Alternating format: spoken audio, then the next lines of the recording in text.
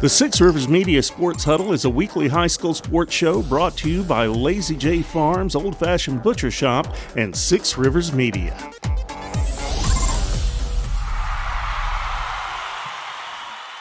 Welcome to the Six Rivers Media Sports Huddle, a podcast with video brought to you by Six Rivers Media, the only locally owned and locally operated media outlet in the area. We're happy to be here and bring you this Six Rivers Media Sports Huddle show to talk about high school sports in the area. Of course, it's football time here in Northeast Tennessee and Scott County, Virginia. And stick with us all season long as we'll be covering the action in Tri-Cities and Scott County, Virginia. And guys, we have a big week ahead of us. Week one of the high school football season. Got some great games on the schedule already. And what we're going to do is dive into some of the few main teams around the area, including Dobyns-Bennett, Science Hill, Westridge, David Crockett, and Daniel Boone. As we dive into the action of this high school football season, we'd like to thank our sponsor, Lazy J Farms Old Fashioned Butcher Shop. Check them out if you can. And guys, let's go ahead and talk about some of these high school football previews, give the audience an insight of what to look at in 2024. And of course, if we don't touch on the school that you're listening for or watching for, make sure to check out our 2024 high school football preview tab this Thursday, and that will be available for in-depth previews of all the schools in the area, including 20 high schools in the Tri-Cities and Scott County, Virginia.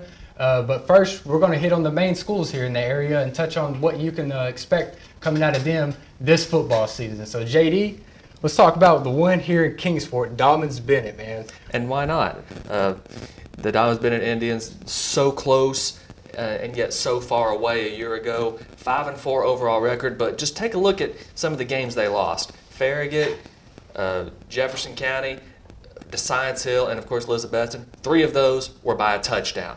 And the other one, the Jefferson County game, Dobyns-Bennett led 14-6 at halftime, couldn't score again.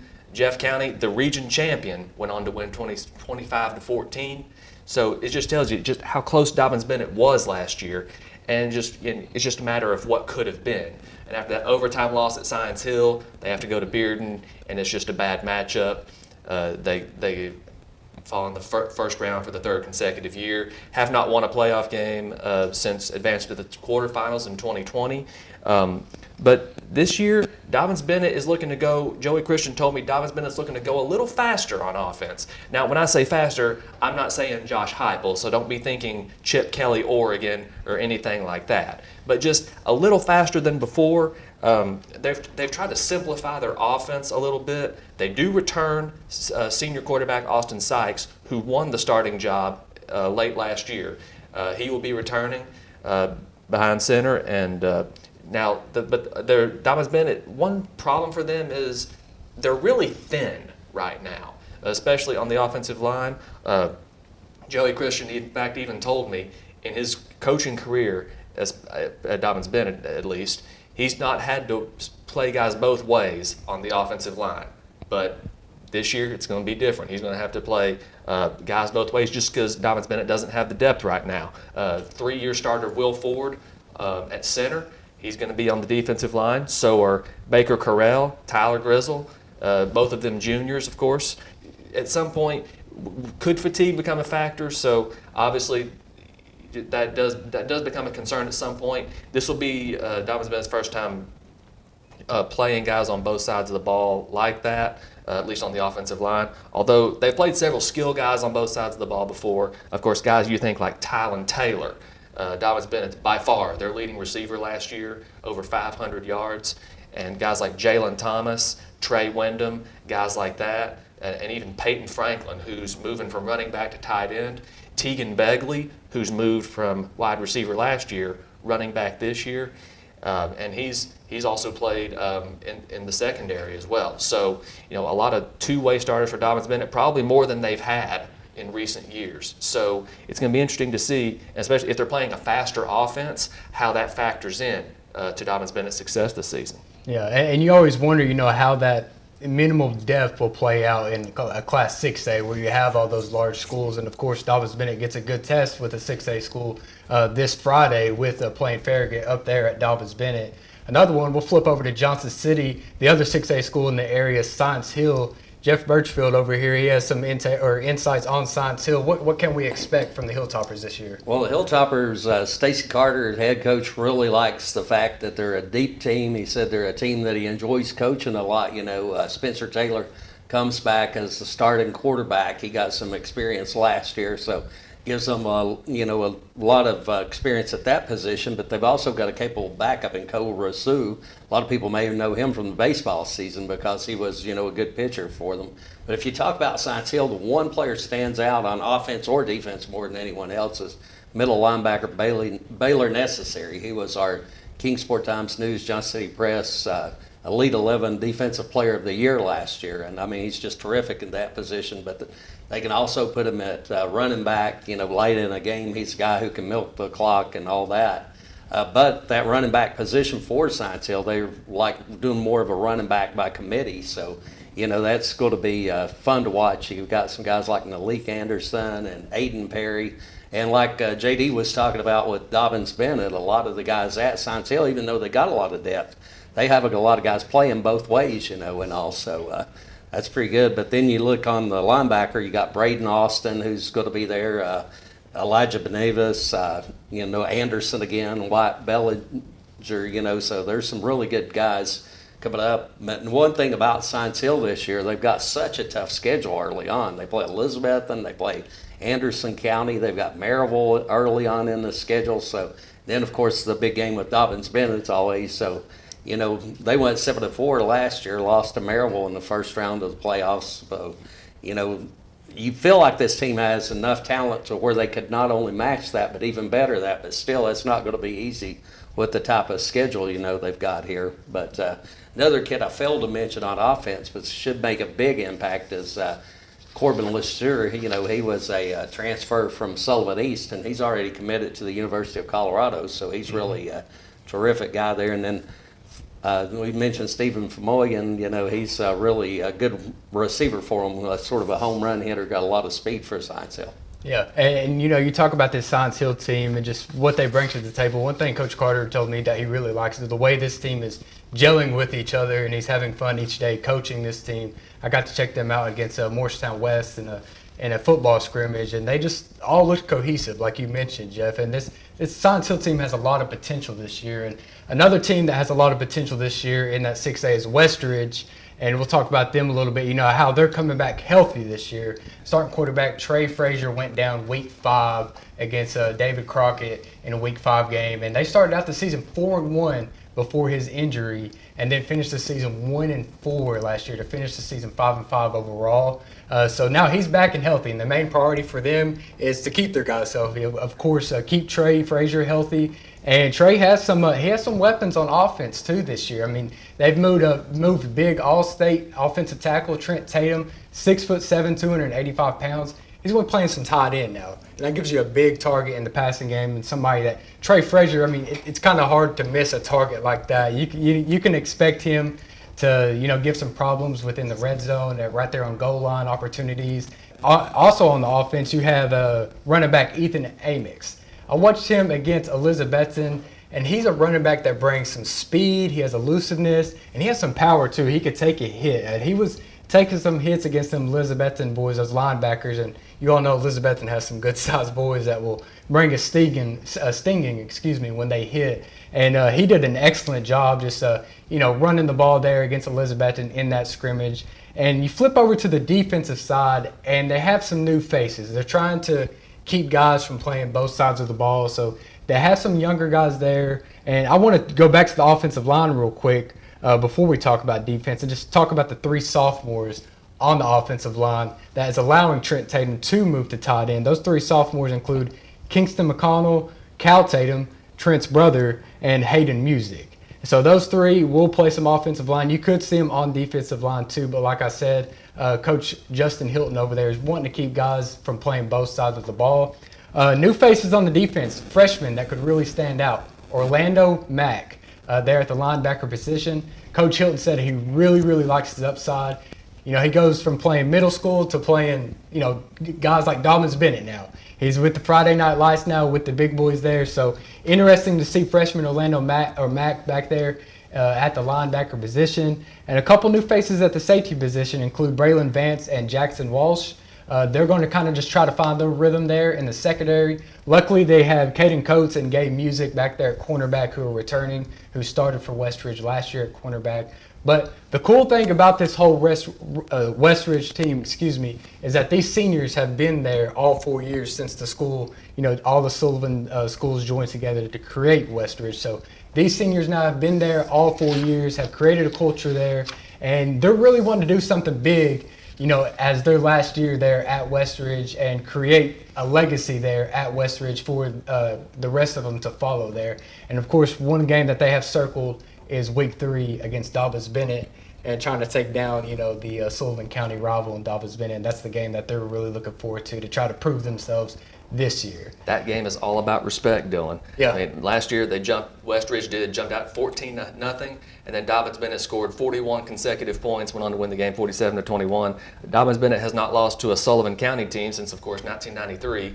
Sullivan South beat him by 4 touchdowns that year. So really, that game is about more than pride. That game's about respect. So week 3, I think both teams are going to have that circled because with it being a conference game, is going to be the first step toward the playoffs for both teams. So keep an eye on that game as we go forward. Yeah, that'd be a good gauge going forward, especially there early in the season to get that game out of the way there. And other 2 schools in the area over in Gray and Jonesboro, David Crockett and Daniel Boone. Andrew, why don't you hit on a couple of those schools there? Tell us a little bit of the outlook of their 2024 season, what we can expect from those 2 and Daniel Boone and David Crockett. Yeah, and obviously those 2 teams compete for the Musket Bowl, one of the biggest rivalries in the area.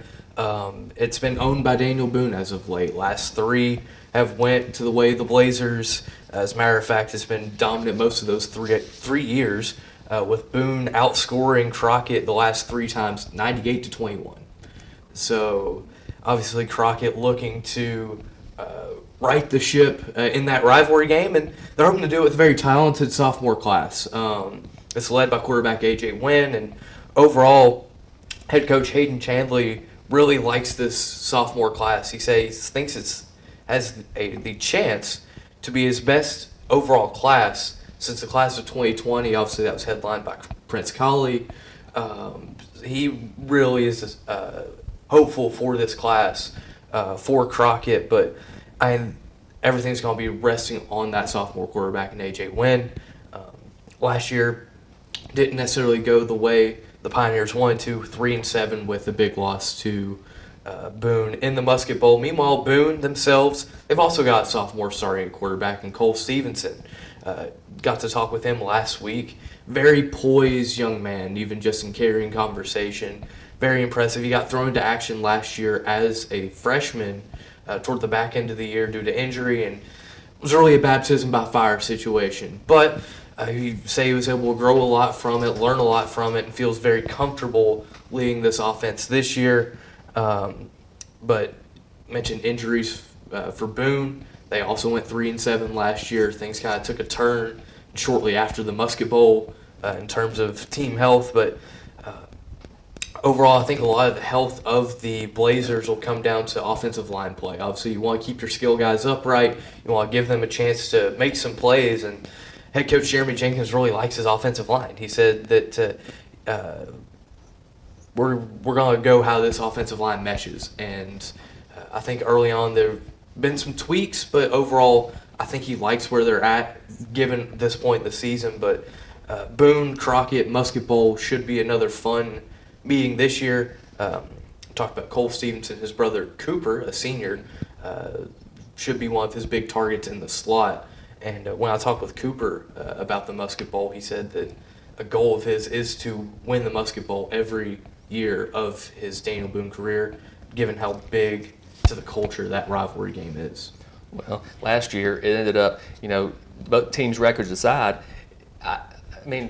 I still think the game is too early in the year. TSSAA, get on that, take note. But it ended up deciding who goes to the playoffs. Daniel Boone got the win, Daniel Boone got to the playoffs, and Crockett did not. So instead of, and I'm sorry, if the leaves aren't changing colors yet, it's too early for the Musket Bowl. I'm sorry, but I'm not sorry at all. That's just the way it is.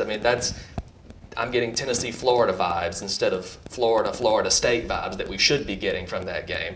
That game needs to be later in the year. TSSAA, take notice. Yeah, those rivalry games are always better at the end of the year, I feel like, especially when you got that playoff spot that you're fighting for, and that game decides who's getting in and who's going to be left out. So that's always fun to do. So there you have some of the high school preview action. And now we'd like to go on and thank our sponsor, Lazy J Farms Old Fashioned Butcher Shop. Lazy J Farms has been raising the finest cattle and all-natural pork for 3 generations on the family farm in Fall Branch. Their blonde Aquitaine herd offers a leaner, healthier, and more tasteful beef. And the butcher shop is local, farm to table, and 100% authentic. This is the way your grandfather shot for me, with steaks cut to order, quality assured, and ready to ship to your door. Open Thursday through Saturday on Bloomingdale Road in Kingsport. Come see us. All right, y'all. Now let's take a look at our Six Rivers Media Sports Huddle Game of the Week. This is the biggest game of the week, in our opinion, that has really caught our eyes. And, of course, no one else than Science Hill at Elizabethton, the 100th meeting between these two teams. Our good friend Jeff Birchfield caught up with both coaches from both teams as we get into the 100th meeting between these two. So let's hear what head coach Stacy Carter of Science Hill has to say before getting into this game. Being a part of history, the 100th meeting between Science Hill and Elizabethton, talk about what that rivalry means to the Science Hill side. First of all, I guess for me, it just seems special just to be part of something, way bigger than me and way bigger than a lot of things when people have had a rivalry for that long and played this wonderful game for that long. So but I think it's a big deal. It's something that, two good communities coming together, and we've had a lot of good football games too. So it's exciting, and anytime you can go and have an anniversary of 100 years, I think it's special. That was Science Hill coach Stacy Carter. Now we go into our interview with Elizabethton head coach Sean Witten, who has a unique perspective on this rivalry, because Sean was a fan when his grandfather Dave Ryder was coaching. Sean's also been a player in the series, and for the last 2 decades, he's been the head coach of the Elizabethton Cyclones. It's 100th meeting. You've got the unique perspective. You've been a fan, you've been a player, and now head coach here for the last couple of decades. So what does the Science Hill rivalry mean to Elizabethton High School? Well, it's huge, especially to have this game, right out of the first game of the week, first game on the schedule for so many years. It just makes it a marquee matchup. It's just 2 great teams, and then, Elizabethton's always taken an approach as kind of being a small school, and we're not as fast, not as big, not as deep, but we have an opportunity to kind of, we beat them just as many times as they beat us, and it's just a really great tradition. And our kids grew up playing against these guys, in youth football and middle school football. So, it's just it kind of has really put our program an opportunity to kind of compete against the upper echelon in the 6A football teams. But you think about over the years, you think about playing at Old Spurrier Field, Dave Ryder Field. You think about the history. We went a decade and didn't beat these guys. And now, we kind of won like 5 out of the last 6. So just, it's a really great opportunity for East Tennessee football, for 2 really great teams, and especially to play week 1. There's a reason why Tennessee doesn't play Alabama week 1. It's just, it's tough to really prepare for, and then, it really challenges, in a lot of different ways.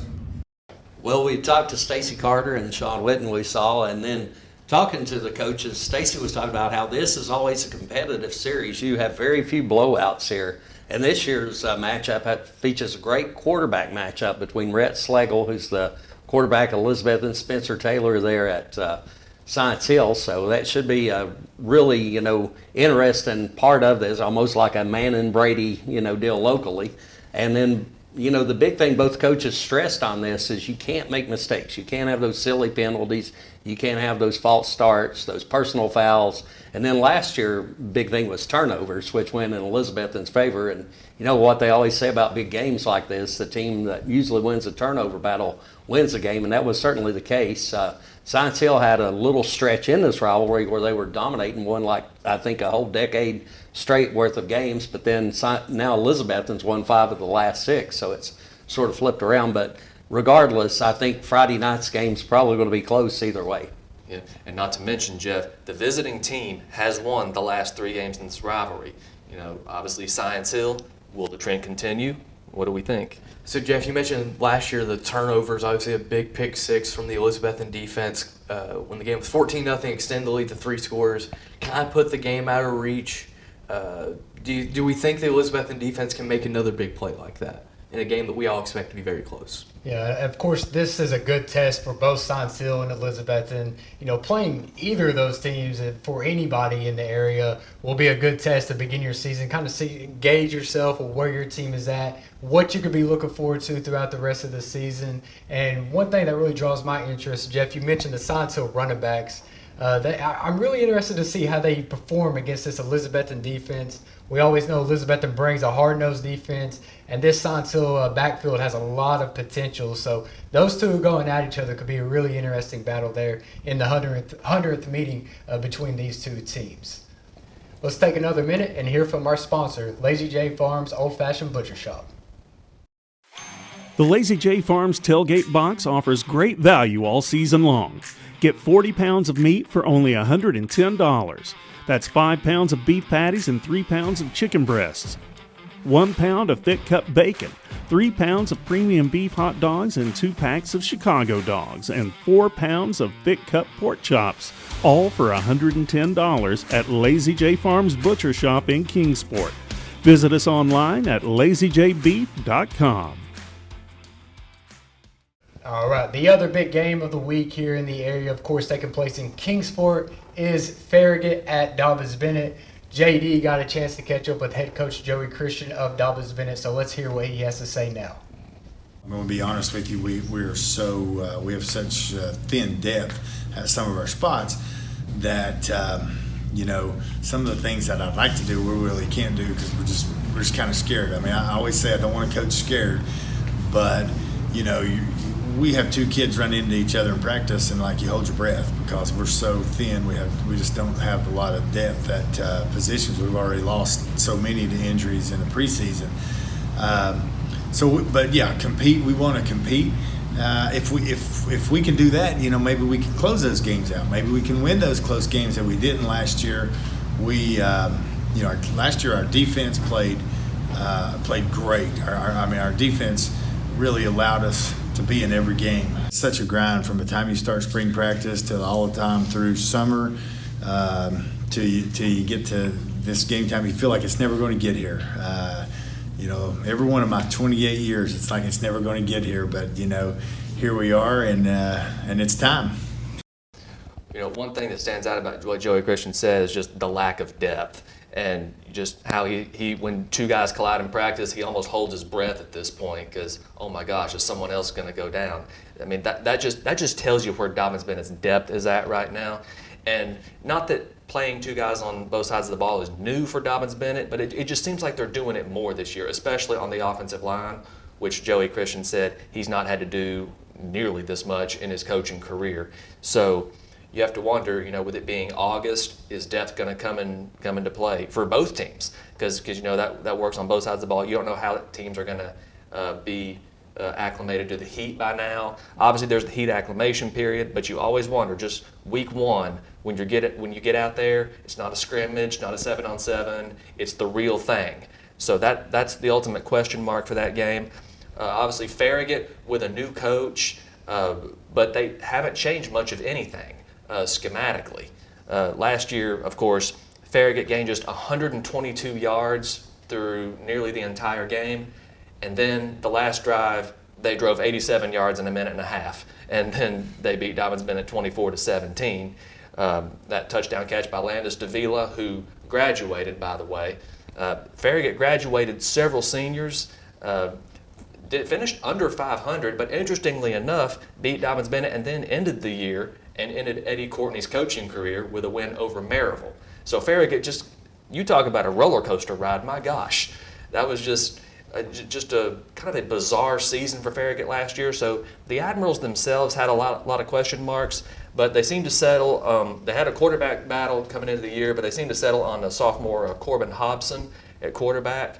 And one of their key wide receivers, who has been injured, who may or may not play Friday night, is, of course, Landon Collins, who is the younger brother of former Farragut Admiral star Braden Collins, and then Mason Collins, who's now running track at Ole Miss. So just the whole Collins lineage there. And their dad, Ryan Collins, was an All-American defensive lineman at Jefferson County back, and then Ryan Collins, the younger brother of Brent and Todd Collins, two guys who actually played in the NFL at one point. So just that whole Collins lineage thing is just. But Landon, I should say, missed the game last year as well. So will he play this year? We don't know. Farragut defensively, they like to base out of odd fronts, but they will almost always bring the fourth guy up to get the little pass rush on. Two inside linebackers, Kent Carbaugh and Henry D. Both of them seniors. Joey Christian seemed to notice them a lot on film. So what Dobbins Bennett, what they need to do is, establish the tempo they want to play and establish the run. And what they can't do is get in a hole, because last year Farragut returned the opening kickoff for a touchdown. Dobbins Bennett had a chance to tie, but then threw an interception in the red zone, and then Farragut scored on a 74-yard pass play. So right away, Dobbins Bennett was in a 2-touchdown hole. That can't happen this year. But if it's any saving grace, and I know I'm going to hear about this if this changes, Farragut has never won at Dobbins Bennett, ever. So Dobbins Bennett does have that going for them, if nothing else. And I know I'm going to hear it nonstop if Farragut gets the first win. But well, there you go. That was a good preview there, JD, of course, Farragut going into Dobbins Bennett in Week 1. Andrew, as you look at the Week 1 schedule, are there any other games that kind of catch your eye? I'm a native Carter County guy, admittedly, so anytime you get a county matchup, it piques my interest. So Week 1, Happy Valley Cloudland. Okay. Cloudland looked really strong in the Jamboree last Friday up at West Green. Yeah, and I'm curious to see Sullivan East and Johnson County. Of course, Sullivan East has that air raid offense, and then Johnson County, they're running that new triple option offense, so it's going to be fun to see those two offenses go against each other over there in Bluff City this week. Let's take another minute and hear from our sponsor, Lazy J Farms Old Fashioned Butcher Shop. Lazy J Farms has been raising the finest cattle and all-natural pork for 3 generations. Our blonde Aquitaine herd offers a leaner, healthier, and more tasteful beef that ships from our store directly to your freezer. This is the way your grandfather shot for meat, only now we wrap it, seal it, and send it right to your door. We have plenty of options to pick from, and they're all fresh and natural. Just visit our website at lazyjbeef.com and choose your package. We'll get it straight to you.